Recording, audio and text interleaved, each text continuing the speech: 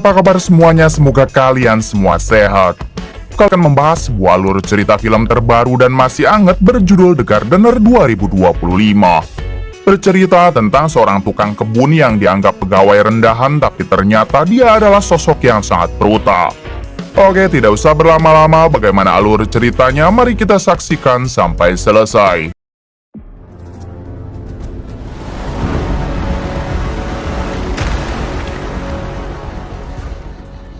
Di awal film memperlihatkan para tentara bayaran yang hendak menangkap seorang pejabat di dalam rumahnya.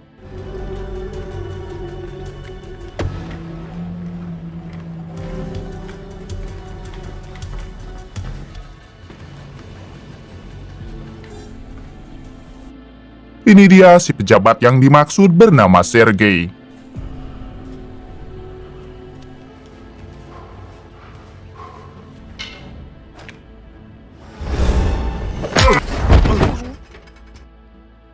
Setelah berhasil menghabisi satu orang, Sergei mencoba kabur keluar. Namun para tentara bayaran yang berjumlah banyak segera mengepung Sergei hingga mereka mampu menembak Sergei dengan cairan bius. Saat Sergei akan diamankan, tiba-tiba dari dalam gudang tubuh Sergei ada yang menarik. Dengan cepat, para tentara bayaran masuk ke dalam gudang untuk mengecek hingga tiba-tiba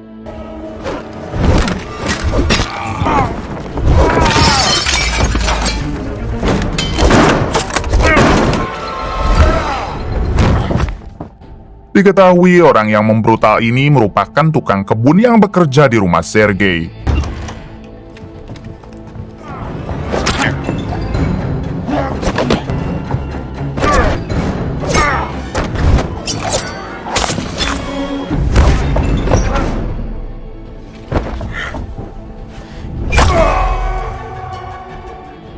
Enam jam sebelumnya memperlihatkan ajudan menteri yang diperintah untuk mengantarkan surat kepada kelompok tentara bayaran. Awalnya semua berjalan lancar hingga si ajudan mengalami insiden kecelakaan.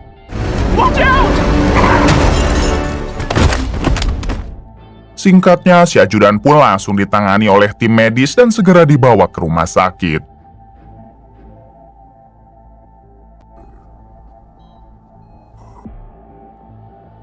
Adegan berpindah ke ketua kelompok tentara bayaran bernama Mason.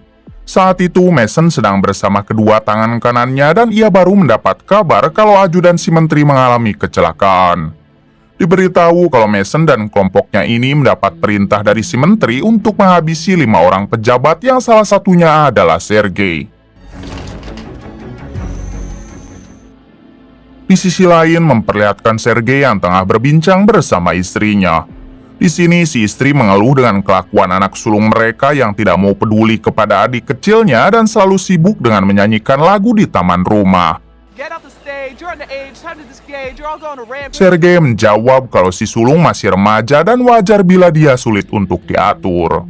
5 menit kemudian Sergei dihubungi oleh seorang dokter yang kebetulan dokter itu adalah sahabat lama Sergei. Si dokter menghubungi Sergei untuk memberitahu kalau ia baru saja menangani ajudan menteri yang mengalami kecelakaan. Anehnya, di dalam saku ajudan menteri terdapat sebuah surat yang berisi daftar 5 orang pejabat dan salah satunya adalah Sergei. Sergei yang tidak merasa curiga dengan apapun, ia pun mengatakan mungkin itu hanyalah daftar nama biasa. It's seriously bloodstained, covered in blood. His bathrobe away. He was lying around In the wash. Hanging up. Goofy old Sergio. Di sisi lain, anak sulung Sergei yang berada di taman rumah, ia tak sengaja melihat tukang kebunnya yang sedang mengasah pisau. Dengan segera, si sulung merekamnya hingga ia melihat si tukang kebun membuka baju dan terdapat banyak luka di tubuh. Kemudian si sulung dikagetkan dengan si tukang kebun yang tiba-tiba berada di luar. Diberitahu kalau tukang kebun ini bernama Leo dan ia sudah 6 bulan bekerja untuk keluarga Sergei.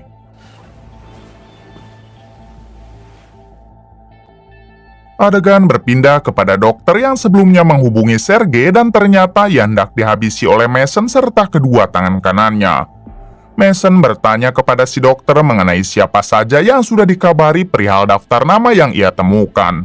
Si dokter yang ketakutan ia pun langsung mengatakan kalau ia baru saja mengabari satu orang, yaitu Sergei. Setelah Mason mengetahui hal itu, si dokter pun segera dihabisi oleh kedua tangan kanannya.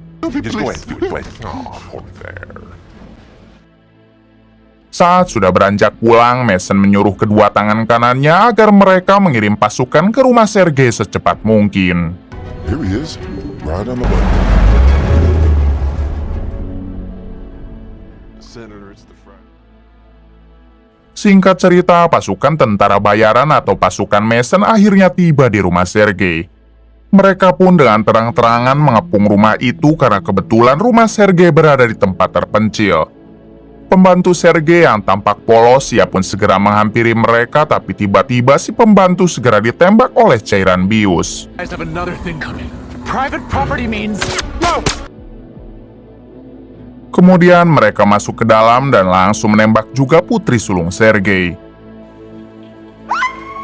Di kamar mandi, Sergei yang mendengar suara putrinya berteriak, ia pun segera memakai mantel lalu mencoba mengecek. Hingga Sergei berhasil menghabisi satu tentara bayaran lalu mencoba kabur keluar, yaitu adegan yang kita lihat di awal film. Sayangnya Sergei berhasil ditumbangkan hingga ia diseret masuk oleh Leo, si tukang kebun. Kemudian beberapa tentara bayaran mencoba mengecek hingga Leo muncul dan langsung menghabisi mereka yang berani masuk ke dalam.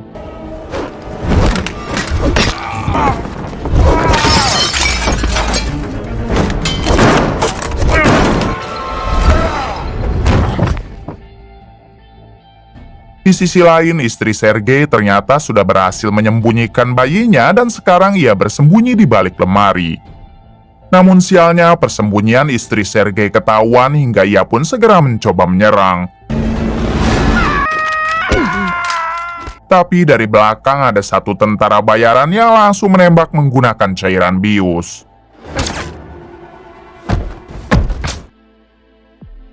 Singkat cerita, tentara bayaran yang berada di dalam rumah mencoba menghubungi Mason. Di sini ia mengabarkan kalau Sergei, target utama mereka, telah dibawa kabur oleh Leo, si tukang kebun. Bukan hanya itu, rekan-rekan mereka yang tadi mencoba melawan Leo kini sudah pada koit. Mendengar hal tersebut, Mason pun meminta pasukannya untuk menunggu karena sekarang juga ia dan kedua tangan kanannya akan bergegas ke situ. Adegan berpindah kepada Sergei yang kini berada di ruangan bawah tanah bersama Leo. Lalu Sergei diberi suntikan adrenalin agar ia bisa tersadar kembali.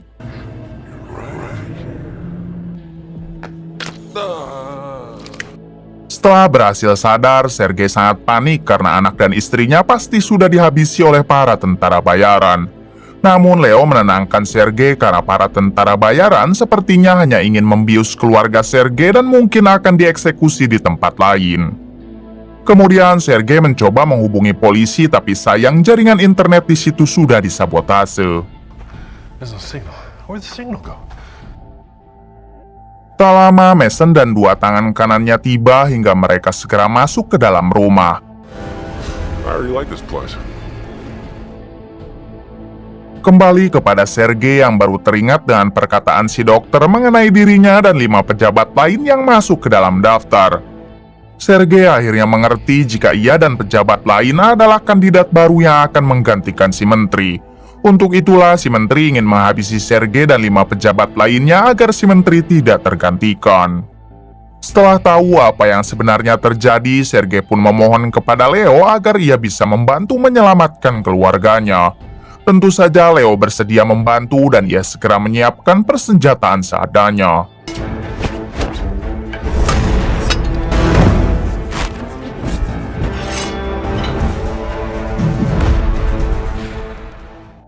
Singkatnya, Sergei dan Leo sudah berada di luar dan mereka tengah mengawasi gerak-gerik para tentara bayaran anak buah Mason. Sampai di suatu kesempatan, Leo melihat mereka menginjak tanaman yang selama ini dirawat Leo hingga inilah yang terjadi. Those are delicate. Why does Elias?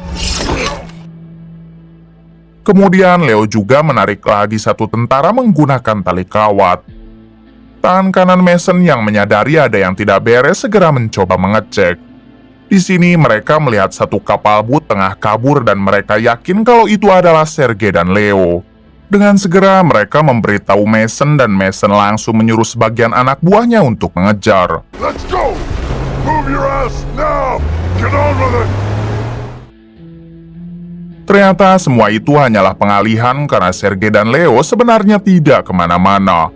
Lalu Sergei menyuruh Leo untuk berjaga di dekat pintu samping sementara dirinya akan mencari keluarganya. Sampai ketika Sergei masuk ke dalam kamar, ia tak sengaja melihat sang bayi tengah disembunyikan di atas ventilasi. Rupanya bayi itu tengah tertidur sambil menikmati alunan musik yang dipasangkan ke telinganya. Saat Sergei akan pergi dari kamar, tiba-tiba ia dihadang oleh 2 orang tentara bayaran. Beruntung bersamaan dengan itu Leo muncul dan langsung menghajar mereka.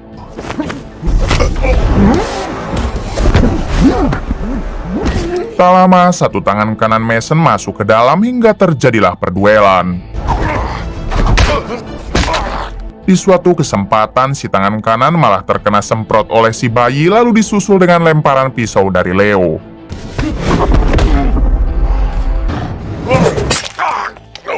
Dan segera Leo mengajak Sergei untuk cepat pergi sebelum para tentara bayaran lain berdatangan. Mereka pun pergi ke gudang belakang hingga membuat Sergei pasrah karena di sini tidak ada jalan keluar. Namun tiba-tiba Leo membuka pintu rahasia yang terhubung ke lorong bawah tanah. Sontak Sergei bertanya-tanya siapa sebenarnya Leo dan kenapa ia tampak lebih hafal dengan rumahnya. Leo akhirnya mengatakan jika dulu rumah ini adalah milik ayahnya sebelum disita dan dilelang kepada Sergei. Roger that. Such a big way too. Di sisi lain, para anak buah Mason yang sebelumnya mengejar kapal boot kini telah kembali. Mereka melaporkan kepada Mason kalau kapal boot itu kosong yang artinya hanya sebuah pengalihan saja. 15 menit kemudian, ternyata si tangan kanan masih berhasil selamat dan ia pun menghampiri Mason. Melihat tangan kanannya yang begitu kotor, Mason pun segera menyuruhnya untuk membersihkan diri. Setelah itu, Mason meminta anak buahnya yang tersisa agar mencari keberadaan Sergei dan juga Leo. Do that. Appreciate it, sir. Adegan kembali kepada Leo dan Sergei yang kini bersembunyi di sebuah lorong rahasia. Leo yang melihat si bayi membutuhkan popok, ia pun meminta Sergei untuk membuka mantalnya karena ia akan membuat popok dari mantal tersebut. Sementara itu, Sergei sendiri bisa memakai baju milik ayahnya yang sudah disimpan sejak tahun 1943. And you're a pervert. Dengan cepat, Leo menggunting mantel untuk dijadikan popok hingga di waktu yang sama, Sergei telah kembali memakai seragam Nazi. Terungkap fakta kalau ayah Leo dulunya memang seorang pasukan Nazi yang cukup dihormati oleh pasukannya. That's much better. Malam harinya, istri dan putri sulung Sergei sudah kembali sadar sementara pembantunya masih dalam pengaruh bius.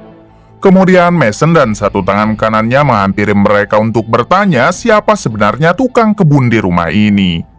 Putri Sergei yang ketakutan langsung menyebutkan nama asli Leo hingga si tangan kanan mencoba mengecek melalui internet. Setelah dicek, ternyata data tentang Leo sangat dirahasiakan oleh pemerintah hingga dapat dipastikan kalau Leo bukan orang sembarangan. I'm blocked? How'd that happen? Crack that file and do it fast. Where's my baby? She's only 6 months old. Beberapa jam kemudian, ada salah satu tentara mengabarkan kepada Mason kalau timnya baru saja menemukan lorong rahasia. Dengan cepat, Mason pun mengecek hingga ia yakin kalau Sergei dan Leo pasti bersembunyi di dalam. Dari itu, Mason menugaskan satu tangan kanannya yang bernama Abo agar masuk ke dalam dan memimpin pasukan.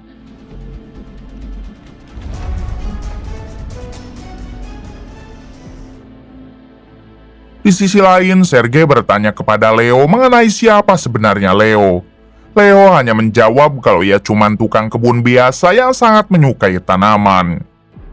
Selang beberapa saat, Leo menyadari kalau pasukan Mason sudah menemukan keberadaan mereka. Untuk itu, Leo menyuruh Sergei supaya mengamankan bayinya sementara ia akan melawan pasukan Mason.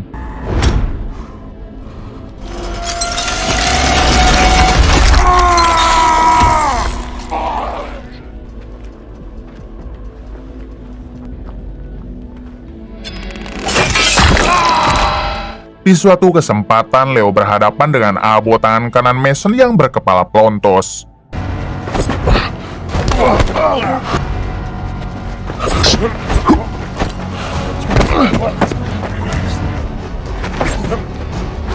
Di tengah pertempuran, Sergei mencoba ingin membantu Leo, tapi sayangnya ia malah menembak Leo dengan peluru bius.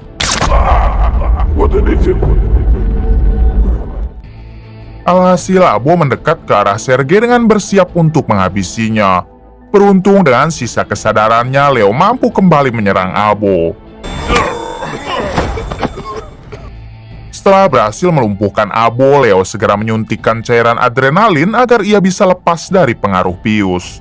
Lalu Leo mengajak Sergei untuk cepat pergi ke arah ujung yang terhubung ke hutan. Singkatnya, Abo yang masih hidup kembali kepada Mason dalam keadaan terluka. Di sini ia memberitahu Mason kalau tukang kebun yang ia lawan begitu sangat hebat dan ia yakin dia adalah orang terlatih. Gardening's over. Time for real bullets. Di sisi lain memperlihatkan Sergei dan Leo yang kini sudah berada di hutan. Lalu untuk kedua kalinya Sergei bertanya siapa sebenarnya Leo.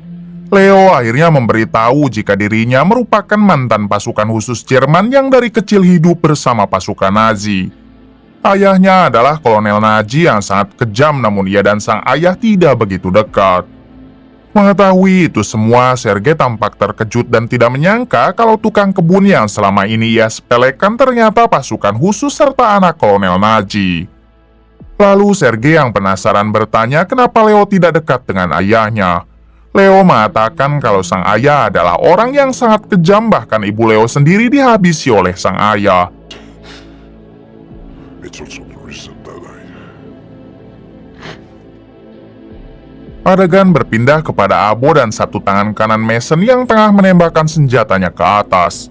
Hal tersebut dilakukan atas perintah Mason agar Sergei dan Leo mau menyerah. Benar saja, Sergei dan Leo yang mendengar suara tembakan langsung menghubungi Mason menggunakan radio HT. Di sini Mason mengatakan kalau setiap 15 menit ia akan menghabisi keluarga Sergei sampai Sergei dan Leo mau menyerahkan diri. Bersamaan dengan itu, pembantu Sergei yang baru saja tersadar, ia langsung ingin memberitahu tentang di mana uang dan barang-barang mewah milik Sergei. Ternyata si pembantu menyangka kalau pasukan Mason merupakan sekumpulan perampok. Kemudian Mason menegaskan satu kali lagi kepada Sergei apabila Sergei dan Leo tidak mau menyerah, maka keluarganya akan ia habisi setiap 15 menit. Mendengar hal itu, si pembantu yang takut dihabisi, ia pun mengatakan jika dirinya bukanlah keluarga Sergei.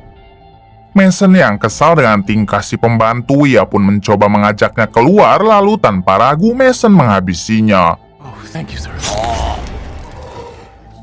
Setelah itu, Mason mengatakan lewat radio HT jika sekarang hanya tinggal tersisa istri dan putri Sergei. Di sisi lain, Sergei yang tidak mau sampai anak dan istrinya dihabisi, ia pun segera menyuntikkan cairan adrenalin. Lalu ia bergegas mengajak Leo untuk menuju ke rumah dan menantang kelompok Mason. Dengan berani, Sergei masuk ke dalam seorang diri lalu menghajar Mason serta kedua tangan kanannya.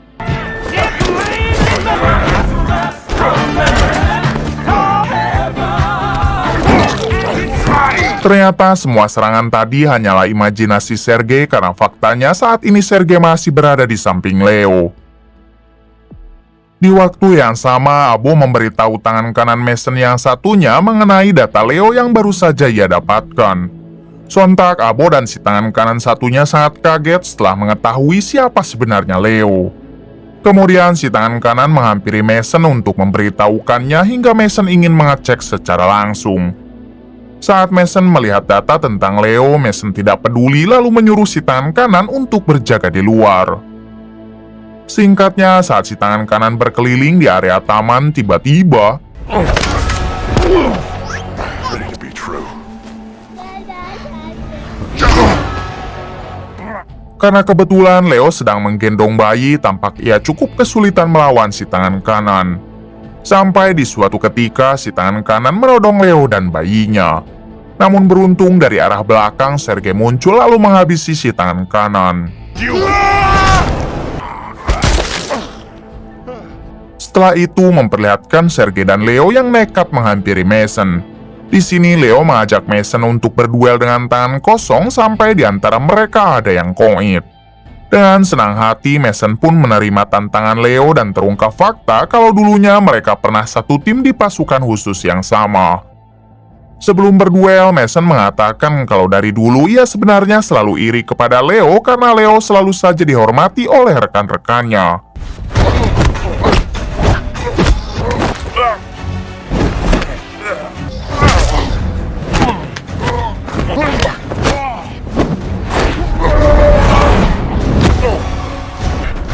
Hingga ketika Leo berhasil memojokkan Mason, Mason diam-diam mengambil pistol kecil dari sepatunya lalu menodong Leo.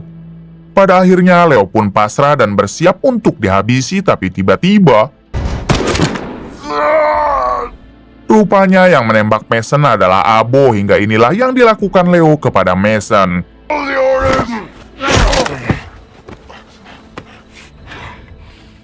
Setelah mampu menghabisi Mason, Leo bertanya kenapa Abo melakukan hal itu. Abo mengatakan jika dirinya lebih respek kepada Mason, apalagi waktu Abo masih pendidikan di militer, Leo lah yang mengajari semuanya. Terungkap kalau Abo ini dulunya adalah bawahan Leo dan Abo pernah beberapa kali diselamatkan Leo saat mereka tengah berperang. Singkat cerita, Sergei mengajak keluarganya termasuk Leo untuk meninggalkan rumah ini dan tinggal saja di kota. Namun Leo menolak dan ia lebih memilih untuk merawat dulu tanaman serta membereskan mayat yang bergeletakan. Keluarga Sergei tidak mempermasalahkan hal itu dan langsung berterima kasih kepada Leo karena Leo lah yang sudah menyelamatkan mereka. Sergei juga tidak segan memberikan rumah tersebut kepada Leo. This case wide open. Let's go. 30 menit kemudian memperlihatkan keluarga Sergei yang sedang dalam perjalanan menuju kota. Di sisi lain, Leo yang sedang membereskan tanaman, ia baru menyadari kalau jasad Mason telah menghilang. Artinya Mason masih hidup dan pasti sekarang tengah mengejar keluarga Sergei. Dan cepat Leo mengambil motor lalu tancap gas untuk menyusul melewati jalan pintas ke arah hutan.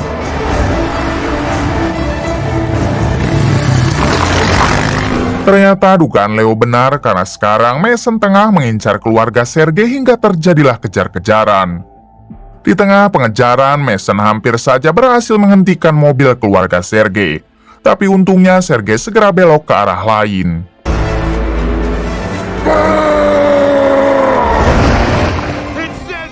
Beberapa kali Mason menodongkan senjata hingga Leo muncul dan langsung melumpuhkan Mason.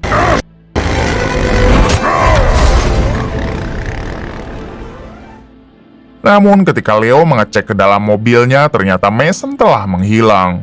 Hingga dari arah samping, Mason berdiri sambil menodongkan senjata kepada Leo. Melihat Leo yang sudah dalam keadaan terpojok, dengan berani Sergei turun dari mobil lalu menantang Mason untuk berduel. Ketika Mason sedikit lengah, inilah yang dilakukan Leo. Sekarang Leo telah memastikan kalau Mason sudah benar-benar koit. Sweetheart.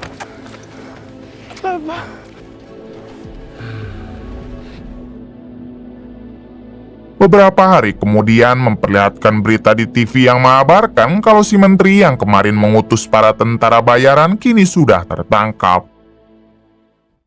Di waktu yang sama, Leo tampak sedang menikmati harinya sambil mencukur tanaman. Tapi selang beberapa saat ia mendengar suara tembakan lalu kemudian film pun tamat.